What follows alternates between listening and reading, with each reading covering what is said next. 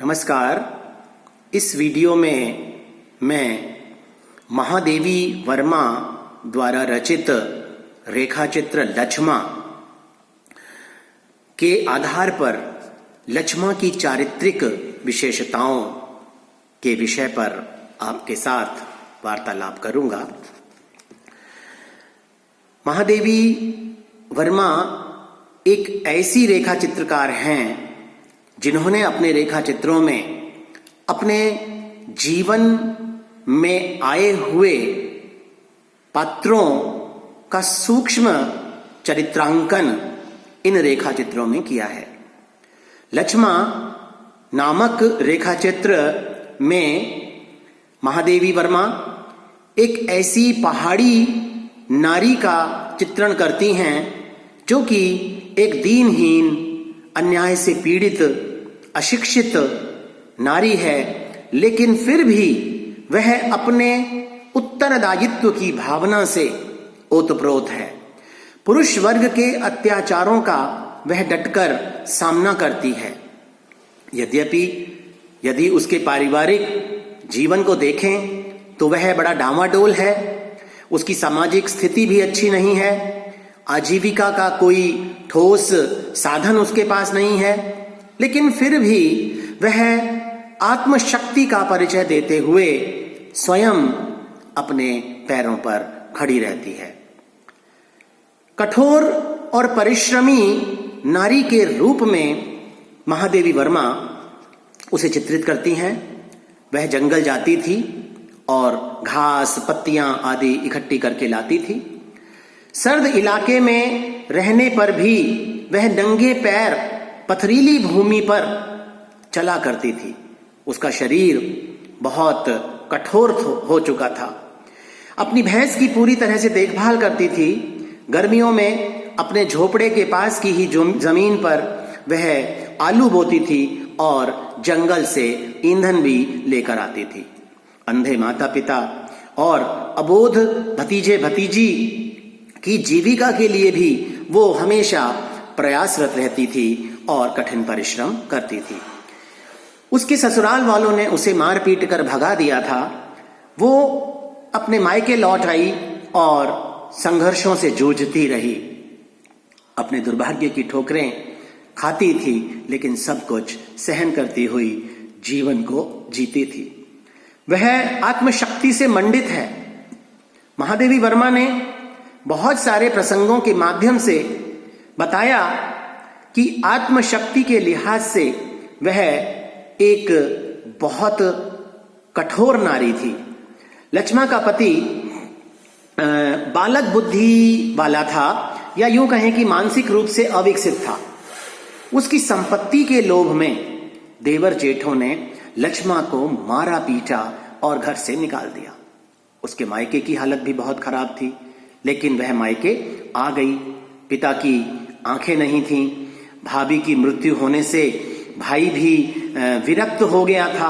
छोटे छोटे भतीजी और भतीजे का पालन पोषण का भार भी उस पर आ गया। आजीविका के लिए उसके पास कोई सहारा नहीं था, कोई खेती आदि नहीं थी, लेकिन फिर भी इतने सारे प्राणियों की जीविका की चिंता उसे रहा करती थी। वह अपने ससुराल वालों के अन्याय से पीड़ित होकर, अन्य लोगों के द्वारा निंदा वचन कहने के पश्चात भी परेशानियां झेलती हुई हमेशा आत्मशक्ति से सदा प्रसन्न रहती थी। वह एक कर्तव्य परायण स्त्री थी। जब लक्ष्मा मायके आई थी तो उसकी भौजाई एक बालिका और एक मास के शिशु को छोड़कर स्वर्ग सिधार गई थी। लक्ष्मा ने दोनों बच्चों के पालन पोषण का जिम्मा संभाला। बड़े ही कर्तव्य परायण रूप में वह हमारे सामने आती है। एक माह के बालक को बड़ी कठिनाई से वो भैंस का दूध पिलाती, रात दिन उसके आसपास रहती और उस बच्चे को मां जैसा प्यार देती। वह अपने परिवार के सभी सदस्यों की पालना करती और रात दिन चिंताग्रस्त रहती। महादेवी जब भी वहां जाती थी तो वह उनकी सहायता करती थी और अपना कर्तव्य मानकर वह उनकी सेवा करती थी। लक्ष्मा के ससुराल में बहुत सारी जमीन थी, खेती भी होती थी, गाय भैंस और बैल आदि भी थे। संपन्न था उसका ससुराल, लेकिन पति बालक बुद्धि था। इतना सब होने के बावजूद भी उसके मन में कोई लालच नहीं था और कोई क्रोध भी वह नहीं करती थी, क्योंकि जब ससुराल वालों ने उसे मार पीट कर घर से निकाल दिया तो उसने ससुराल की संपन्नता और सुखी जीवन का लालच कभी नहीं रखा। एक बार कोई सज्जन लेखिका के सामने उसकी निंदा कर रहा था, तो उसे देखकर लक्ष्मा ने उस पर जरा भी क्रोध नहीं किया और चुप रही। बड़ी सरल और पवित्र हृदय की नारी के रूप में महादेवी वर्मा ने उसका चित्रांकन किया है। वह उदार और क्षमाशील भी थी। ससुराल में संपत्ति के लोभी देवर जेठों ने जब उसको बहुत मारा पीटा, इतना मारा पीटा कि वह बेहोश हो गई और मरा हुआ समझकर उसे खड्डे में डाल दिया गया, तो वह इतना असहनीय कष्ट पाकर भी घिसट घिसट कर अपने मायके पहुंची गई और वहां जाकर उसने अपने ससुराल वालों के बारे में या उनके द्वारा दिए गए अत्याचार के बारे में एक शब्द भी मुंह से नहीं निकाला। घर परिवार की मर्यादा चली जाएगी, यह भावना जो कि एक उदार भावना है उसके मन में रही और इस प्रकार लक्ष्मा क्षमाशील, स्वाभिमानिनी और उदार मना थी। ससुराल वाले उसे लेने आए तो लक्ष्मा ने पति को अपने पास ही रखने और जीवन भर उसकी सेवा करने का संकल्प व्यक्त किया। ससुराल वालों के अत्याचारों को वो पूरी तरह क्षमा भी कर चुकी थी। बालक बुद्धि पति के प्रति उसके मन में कोई दुर्भावना भी नहीं थी। वह गांव वालों की चर्चाओं को भी उदारतापूर्वक क्षमा कर देती थी।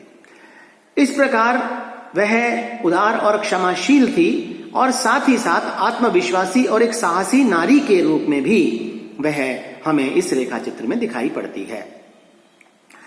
अपने पूरे आत्मविश्वास के साथ उसने अपने मायके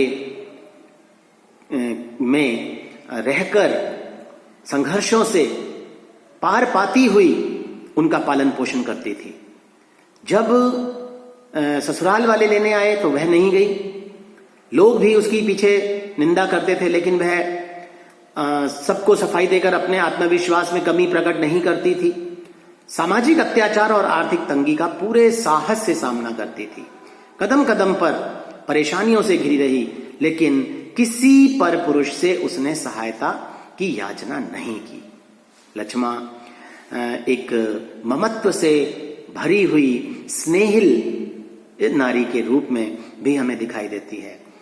जैसा कि मैंने पहले बताया कि अपनी भाभी के 1 मास के पुत्र और एक बालिका, दोनों का बड़ी ममतामयी मां की तरह वह ध्यान रखती थी। अंधे पिता और विरक्त भाई के प्रति भी उसके अंदर स्नेह भाव था।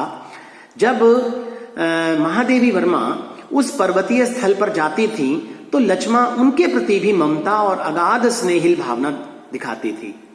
उनकी सुख सुविधा का पूरा ध्यान रखती, उन्हें दूध, दही, हरी सब्जी आदि देकर आती और पढ़ने लिखने में वो कभी बाधा नहीं बनती थी। वो चाहती थी कि लेखिका उसी पहाड़ी स्थान पर रहे ताकि वो उनकी हमेशा सेवा शुश्रूषा करती रहे। लेखिका के साथ साथ वो एक ममतामयी मां की तरह हट करके उनको खिलाने की कोशिश करती। जब लेखिका उस जगह से वापस आती थी तो लक्ष्मा बार बार लेखिका के पास आती और गांव से 1 मील दूर तक उनको छोड़ने के लिए आती थी। इसलिए मालूम चलता है कि उसके मन में लेखिका के प्रति बड़ा स्नेह था। वो बहुत सुशील और समझदार स्त्री है, मायके में रहती है, लेकिन कभी कोई ऐसा आचरण नहीं करती जिससे उसके चरित्र पर कोई लांछन लगे।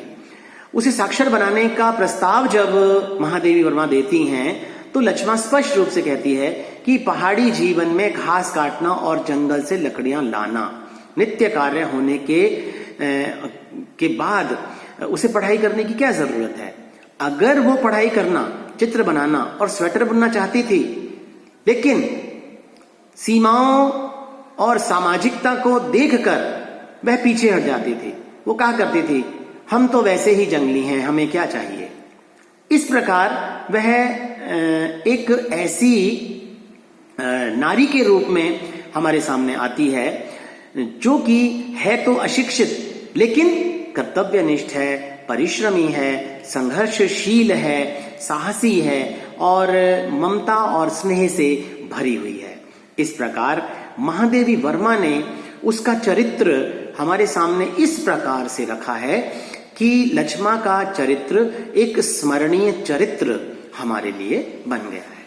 धन्यवाद।